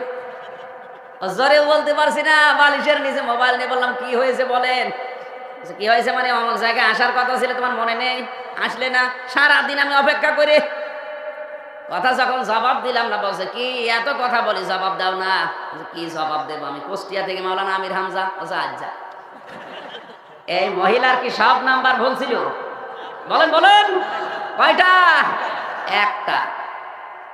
আমার 01786, আরো যে টিপ দিয়েছে 0156 756, এই 8-এর উপরে কিন্তু 5 আছে। উপরেরটা টিপ না দিয়েছে, নিচে চলে এসেছে রংপুরের ওই মহিলার কল রাত 2টার সময়। ওর নিজের লোক পাইনি, পেয়েছে আমি। আপনি এখান থেকে একটা শিক্ষা নিতে পারেন। এখন যে 9 প্রকার ইবাদতের কথা বলবো পুরা কোরআন থেকে, আপনার 8 প্রকার ঠিক আছে, কিন্তু 1 প্রকার ঠিক নেই। আপনার জীবনের ইবাদত বন্দেগী সব ওই শয়তানের নাম্বার, রং নাম্বারে জমা হয়ে জাহান্নামে যাওয়া লাগবে। এই জন্য খুব খেয়াল করে শুনবেন। 9 প্রকার। কয় প্রকার ইবাদত? কত প্রকার বললাম? আসেন তো নাকি চলে যাবেন? জবান খুলে এবার ইবাদতের কথাগুলো আমি বলছি, আপনার কান দিয়ে শুনবেন। আল্লাহ পাক বলেন, ওয়ালাকাদ বা'আসনা ফি কুল্লি উম্মাতির রাসূলান আনি ইবুদুল্লাহ ওয়াজতানিবুত তাগুত। 1 নম্বরে ইবাদতের ভেতরে আমি পেয়েছি পৃথিবীর যত নবী আর রাসূল আল্লাহ পাঠিয়েছে তারা জাতির কাছে দুইটা মিশন নিয়ে এসেছিল। এক নম্বরে আল্লাহর ইবাদত করো, দুই নম্বরে তাগুতকে ছেড়ে দাও। ইবাদত বললাম কত প্রকার যেন। এক নম্বরে ইবাদত হবে ব্যক্তিগত জীবন দিয়ে। ব্যক্তিগত জীবনের ইবাদতটা কেমন হবে আল্লাহ আপনাকে শিখিয়েছেন সূরা মায়েদা 7 নাম্বার পারা 4 নাম্বার পৃষ্ঠা 4 নাম্বার লাইনের 105 নাম্বার আয়াত। ইয়া আইয়ুহাল্লাযীনা আমানু আলাইকুম আনফুসাকুম লা ইয়াগুররুকুম মান দাল্লা ইযা হাদাইতুম ইলা আখিরি আয়াত। আল্লাহ পাক বলেন ঈমানদারেরা আগে নিজে পরিবর্তন করো। আপনি ব্যক্তি হিসাবে কেমন? আসলে আমি মানুষ তো, আমি কি মানুষ হয়ে কোনো মানুষের উপর অত্যাচার করি? নিজে যখন মানুষ ভাববে আমি আসলে কেমন, প্রত্যেক মানুষ যদি তার নিজের জায়গা থেকে এই ইবাদতটা শুরু করে, বাংলাদেশ এমনি জান্নাত হয়ে যাবে। হজের ময়দানে 70 লক্ষ মানুষ আমরা ছিলাম ওই সময়। কোনো মারামারি কাটাকাটি নেই, কোনো গন্ডগোল নেই, উচ্চ আওয়াজে কেউ কথা বলে না। কি গো এখানে কি হয়ে গেল? কোনো ফেরেশতাও তো না, সব আমরা মানুষ। আমি চিন্তা করে ওই সময় পেয়েছি একটাই কারণ প্রতিটি মানুষ আছে তার নিজের চিন্তায়। এমনকি শরীরের উপরে লাথি লাগলেও কিছু বলে না, মনে হচ্ছে পোষা বিড়াল। প্রতিটি মানুষের এই ধান্দা আছে, আল্লাহ তুমি আমাকে মাফ করেছো তো। আমাদের বাংলাদেশে 16 কোটি মানুষ যদি এই ইবাদতটা ব্যক্তিগত জীবনে শুরু করি যে আসলে আমি কি, আমার দায়িত্ব আমি পালন করছি, তো এমনিতেই পৃথিবী ভালো হয়ে যাওয়ার কথা। ইবাদত আছে আমাদের জীবনে আজ নেই। এক একটা শব্দের ভেতরে লক্ষ লক্ষ কথা আছে, এক একটা শব্দে। সারা রাত না এরকম কতরা কিছু আসবেন না, এখানে নিয়ে যান, আমার কিছু লাগবে না, একদম স্টপ হয়ে থাকবে। হ্যাঁ, সামারাইজ করার কথা বলেছিলাম তো, এই জন্যই তো আর 15 মিনিট আছে, থাকবেন তো আরো কিছু সময়। মাইকটা আপনারা ভালো নেননি, এই মাইক যেন আর মাহফিলে নেবেন না, গলা নষ্ট করে ফেলছে। দেখেন 1-1.5 ঘন্টা হলো তো গলা ব্যথা করছে। আমি 2 ঘন্টা 2.5 ঘন্টা কথা বললে এরকম হয়, মাইকটা ভালো হয় না। জেলা শহরে মাইক নেবেন যদি আলোচনা বক্তাকে বাঁচিয়ে রাখতে হবে। আপনি গরু দিয়ে চাষ করে খাবেন, গরু যদি মরে যায়, হ্যাঁ আমার অন্তত বেঁচে থাকা লাগবে। আর একটা হলে আমি চিল্লিয়ে পাল্লিয়ে গলা জোর দিয়ে বলতাম, এখন জোর দিয়ে বললে কালকে আর কথাই বের হবে। অথচ কালকে মাহফিল সেই লক্ষ্মীপুর চাঁদ করে। এই জন্য এটা না নিয়ে একটু পাওয়ার, যদি এনারা পাওয়ার বেশি করে নিতে পারে, 4,500 5,000 পাওয়ার যাদের, এদের নেবে। এ মনে হয় সর্বোচ্চ পাওয়ার 500 থেকে 600। এর রসনের সাথে জীবন যায় অবস্থা আমার শেষ করে ফেলবে একেবারে।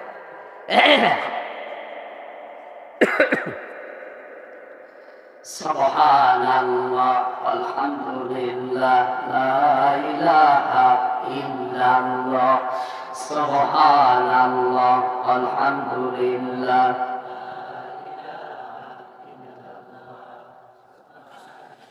সুবহানাল্লাহ আলহামদুলিল্লাহ লা ইলাহা ইল্লাল্লাহ। আল্লাহ তোমার এই দুনিয়ায়,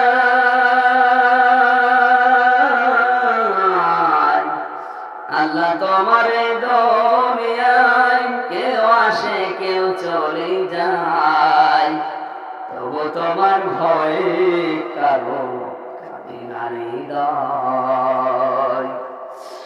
আল্লাহ তোমার এই দুনিয়ায়, কেউ আসে কেউ চলে যায়, তবু তোমার ভয়ে কারো কাঁদে না হৃদয়।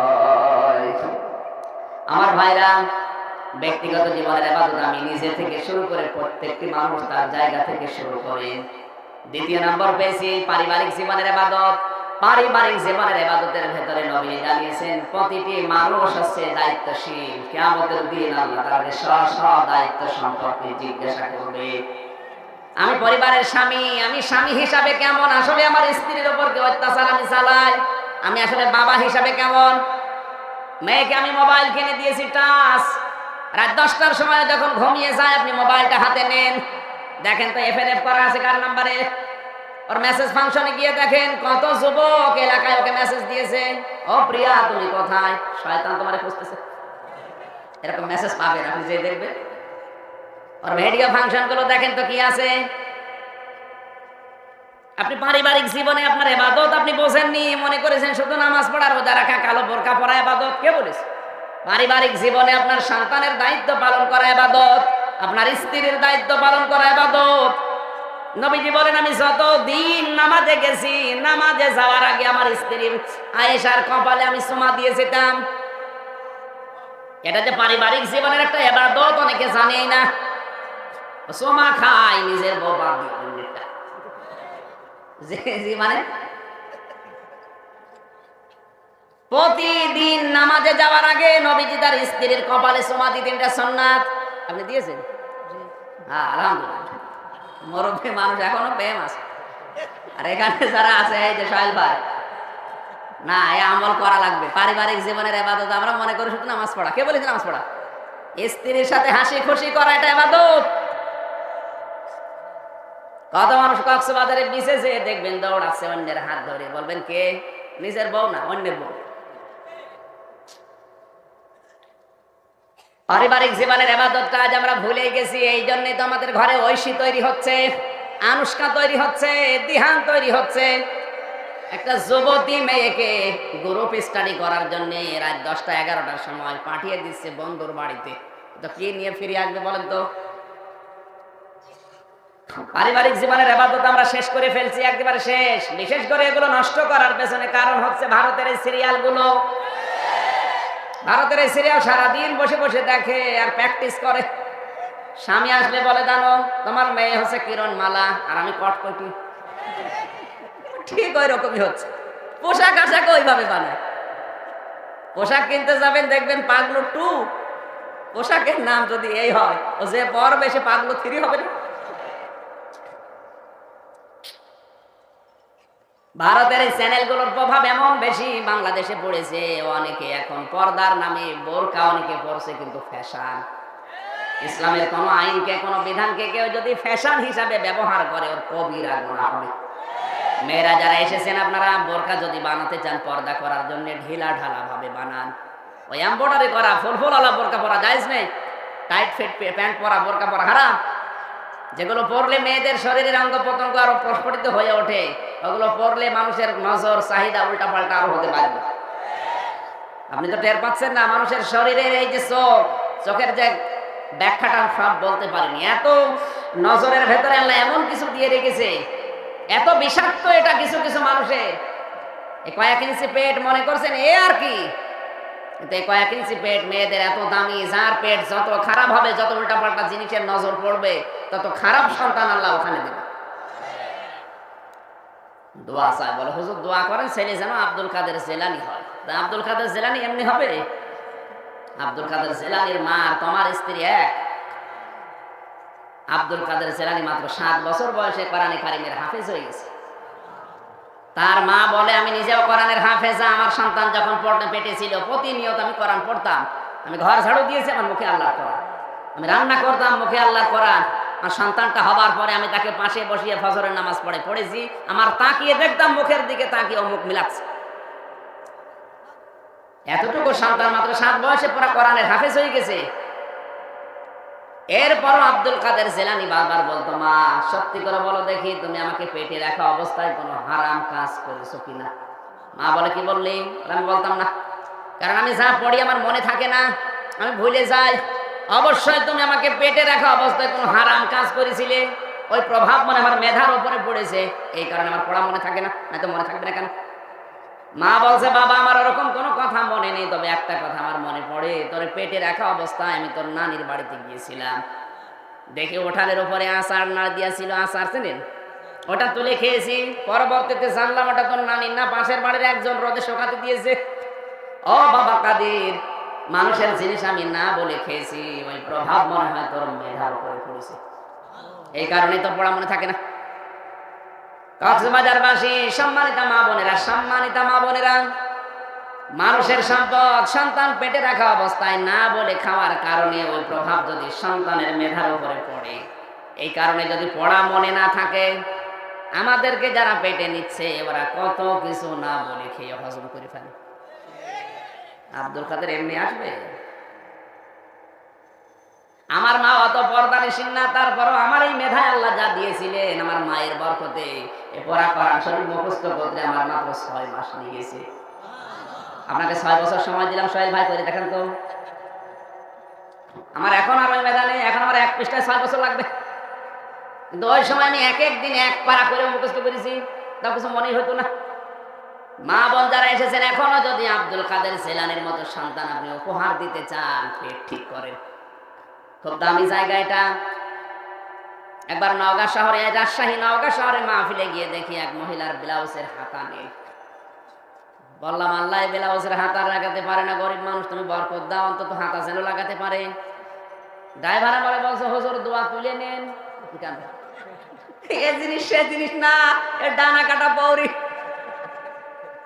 ওর ডানায় কোনো কাপড় নেই, পিঠ মনে আছে ফুটবল খেলার মাঠ, বুকে কোনো ওড়না নেই। অনেকে বলে, হুজুর আমি ভালো নজরে তাকাই। আরে শয়তান, কিসের নজর? না, মা বোন যারা এসেছেন, আপনার পেট ঠিক করা হবে। পারিবারিক জীবনে আপনার কারণে আজ অশান্তি। যেই মেয়ে লোকের ভেতরে 3টা গুণ থাকবে, ওই মেয়ে লোক ধ্বংস হতে বাধ্য। কয়টা? 1 নম্বরে যে মহিলা কারণে অকারণে তার স্বামীর সাথে জিদ ধরে থাকে, কথা বলে না। এরকম বউ আছে? কার হাত তোলেন তো? একজন ওঠো, তুমি ওঠো দেখি, ওঠো ওঠো ওঠো। কই? ও যে হাত তুলে আবার বসে পড়েছে, ও ভয় পাচ্ছে, বাড়ি গেলে আজকে ওর বিছানা আলাদা হয়ে যাবে, ও টের পাচ্ছে। আমি হাত তুলতে সাহস পাচ্ছি না, কারণ এই ক্যামেরার কারণে। যা করছি সব কাজ ম্যাডামের কাছে চলে যাবে। না, সম্মানিত মা বোনেরা, আপনাদের আমি ভালোবাসি, আমি চাই না আপনি জাহান্নামে যান, ধ্বংস হবেন বাধ্য আপনি। হাদিস, যেই মেয়ে লোক কারণে অকারণে স্বামীর সাথে জিদ ধরে থাকে, বেশ ভালো হয়েছে, হঠাৎ করে জিদ করে কথা বলেন, এই কথা বলছে না। 2 নম্বর, যারা স্বামীর মুখের উপরে মুখ তুলে ঝগড়া করে কথা বলে। 3 নম্বরে, যারা নিজের মা বাবা আত্মীয় স্বজনের কুপরামর্শে স্বামীর বাড়ির লোকজনের সাথে খারাপ ব্যবহার করে। বেশি বলে ফেললাম, এটা মিশকাত শরীফের হাদিস। এই 3টা গুণ যে মেয়ে লোকের ভেতরে আছে, ওই মেয়ে লোক ধ্বংস হতে বাধ্য, দুনিয়া আখিরাত সব শেষ। আমি নিজের স্বামী হয়ে বলছি, আপনি কোনোদিন আমার মন পাবেন না যতক্ষণ পর্যন্ত আমার মা বাবাকে আপনার নিজের মা বাবার মতো না জানবেন। না, নিজের লোকজন আসলে তো স্বামীকে দিয়ে মন মতো খরচ করা, আর স্বামীর বাড়ির লোকজন আসলে খরচ করলে আপনার মন খারাপ হয়। আপনি মানুষ, কলেরা। আশা করছি মেয়ে লোকের মাথায় যদি মগজ থাকে, ওদের পরিবর্তন আসবে।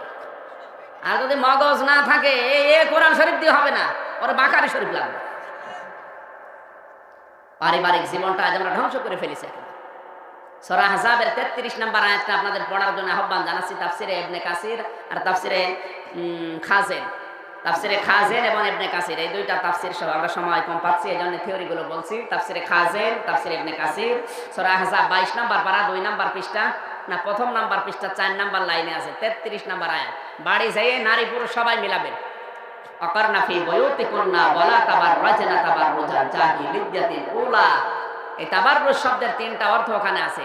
যেই মহিলা রাস্তাঘাটে আসার সময় 8-60 পোশাক পরে, রাস্তাঘাটে আসার সময় যারা সাজগোজ করে বের হয়, রাস্তাঘাটে আসার সময় যারা মাজা হাইলে দুলে চলে, এই 3টা অর্থ হচ্ছে তাবাররুজের। এরা জান্নাতের সুঘ্রাণ পাবে না। আল্লাহ আমাদের এরকম মেয়ে লোক থেকে হেফাজত করুন, জোরে বলেন আমিন।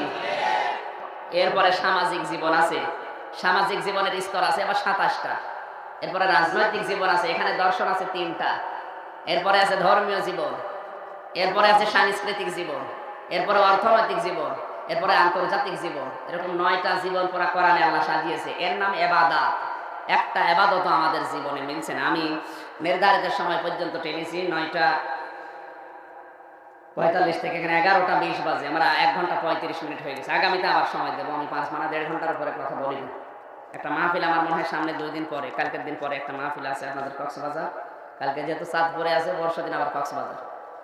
এখানে আসবেন দিনের বেলায়। কি গ্রাম যেন ওই পাশে, ঈদগাহ, দেখ ওখানে আসেন। আমি 3 নাম্বার পয়েন্ট সামাজিক জীবন থেকে ওখানে কথা বলবো। দিনের বেলায় আসবেন, ওখানে মনে হয় 2টায় চলবে, 2টা 2:30টায় চলবে, আসর পর্যন্ত চালাবো ইনশাআল্লাহ। আজকের মতো শেষ করে দোয়া চাচ্ছি। আজকে যাওয়া লাগবে, আমি বাসের টিকিট কেটে রেখেছি, তো চলে যাবো। আল্লাহুম্মা আমিন। ربنا ظلمنا أنفسنا وإن لم تغفر لنا وترحمنا لنكونن من الخاسرين। رب العالمين সারা জীবন অপরাধ করে জীবনটা নষ্ট করে ফেলেছি। হাত উঠায়া কথা বলবো ভয় করে, লজ্জা করে। মাথা নিচু করে, মাথা নিচু করেন, চক্ষু বন্ধ করে, জীবনের অপরাধ গুলো স্মরণ করে। জীবনের শেষ মোনাজাত হচ্ছে, দোয়া হচ্ছে আল্লাহর কাছে। মাথা নিচু করেন, যে যেখানে আছেন ওখানে বসে বসে মোনাজাতে শরীক হন। আল্লাহর কাছে মোনাজাত হচ্ছে, রব্বানা আতিনা ফিদ দুনিয়া হাসান ওয়া ফিল আখিরাতি হাসানা ওয়া কিনা আযাবান নার ওয়া আদখিলনাল জান্নাতা মা'আল আবরার ইয়া আজিজ ইয়া গাফফার ইয়া রাব্বাল আলামিন। রব্বুল আলামিন, যত অপরাধ দুনিয়াতে করেছি, যদি শরীরে রেখা থাকতো মানুষ আমাদের কুকুরের মতো ঘৃণা করত। দুনিয়ায় যেভাবে অপরাধ গুলো গোপন রেখে দিয়েছো কেউ জানে না, কিয়ামতের কঠিন ময়দানে তোমার ওই সাত্তার নামের ওসিলায় আমাদের গোনাহগুলো গোপন করে দিও। মাহফিলের সম্মানিত সভাপতি আল্লাহ তাআলা তোমার আলেম বান্দা মাওলানা আলী আহমদ হেলালি, দাড়ি পাকা মানুষ দেখলে তোমার নাকি লজ্জা হয়। মাহফিলের সভাপতি আলেম একদিকে, আরেকদিকে মুরব্বী দাড়ি পাকা, তার দিকে তাকিয়ে তুমি মেহেরবানি করে মাফ করে দাও। তার জীবনের ভালো কাজগুলো মঞ্জুর করো, অন্যায় কাজগুলো মাফ করে নেকি দিয়ে ভরাট করে দাও।